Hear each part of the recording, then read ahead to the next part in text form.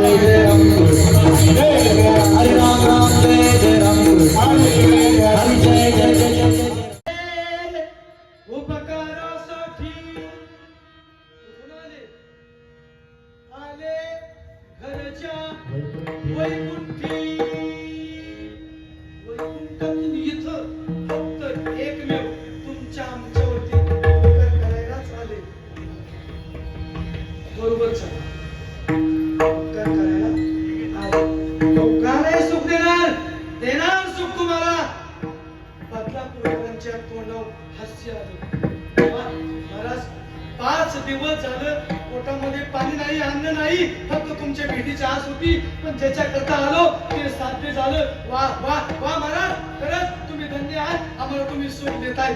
पण आता सुख मिळतंय ना, कप घ्यावा ना. मिळतंय ना, आता कप घ्यावा. पण माणसाला पुढची बुद्धी भले महाराज तुमच्याकडं इतकं सुख आहे का? इतकं की जे आम्हाला पुरत आनंदे निर्भर असो भरते ठाई. सुख दुःख चाड नाही आम्हा किती आहे. आम्ही सुखाच्या राशीवरती करतो. भरपूर सुख आहे. मग महाराज तुमच्या जवळ एवढं सुख, मग आमच्या जवळ का नाही सुख? अरे घटना मिळते ना तुला, आता विषय सोडून देणार, पण आमच्याकडे का नाही? मग त्यावेळेस महाराज म्हणतात, काय झालं बाबांनो, तुम्हाला झाला एक रोग. रोग झाला म्हणलं की बदलापूरकर म्हणलं महाराज द्यायचंय तर नीट द्या, नाही तर गरज नाही. आम्हाला रोगी म्हणता, आम्हाला रोगी म्हणता. आम्ही काय सर्वसामान्य माणसं आहोत? नावच आहे आमचं बदला, आम्ही बदलाच घेतो. तुमच्या गावचं नावच करतो ना. ऐकल्यापासून विचार करतोय पुरेपूर बदला घ्यायला वाटलं.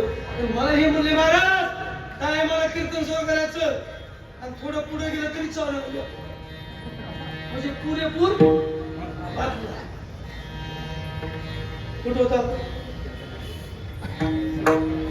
बदला? महाराज आमच्याच वाटेला दुःख आणि आम्हाला रोगी म्हणता.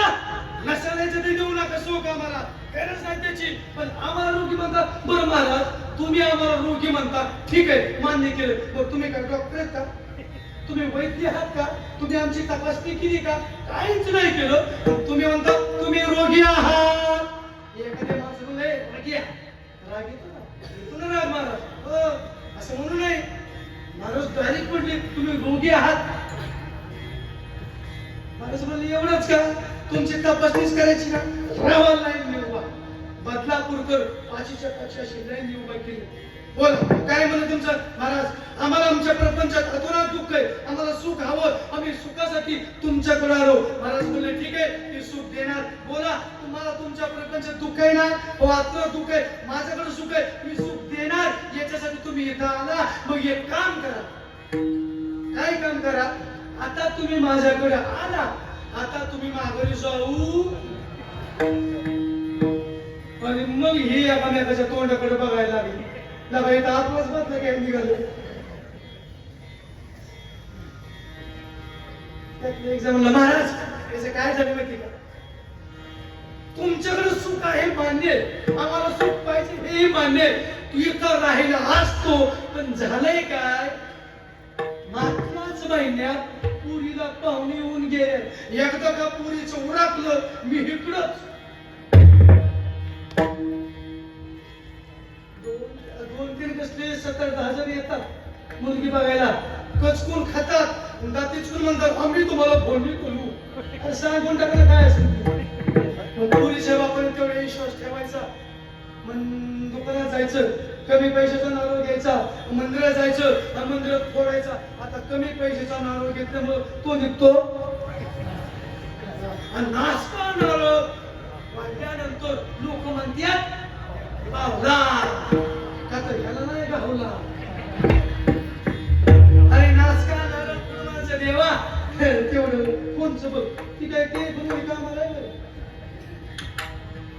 दुसऱ्याला विचारलं का महाराज त्याचे काय झाले? 2 मुलं आहेत ना. एकदा त्या मुलांना मी कारखान्यात कामाला लावलं, एकदा का त्याला गोदरेज मध्ये घेऊन चिपटलं. त्याला का चित्ती तू जाऊन डिबेटला घेऊ जात ना.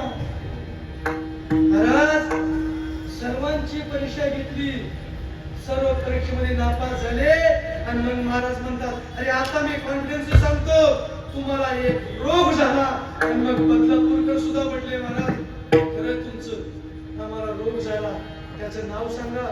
महाराज म्हणतात तुम्हाला माया नावाचा रोग झाला.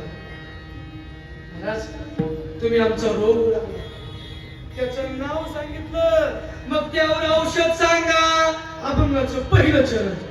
महाराज गेली काळ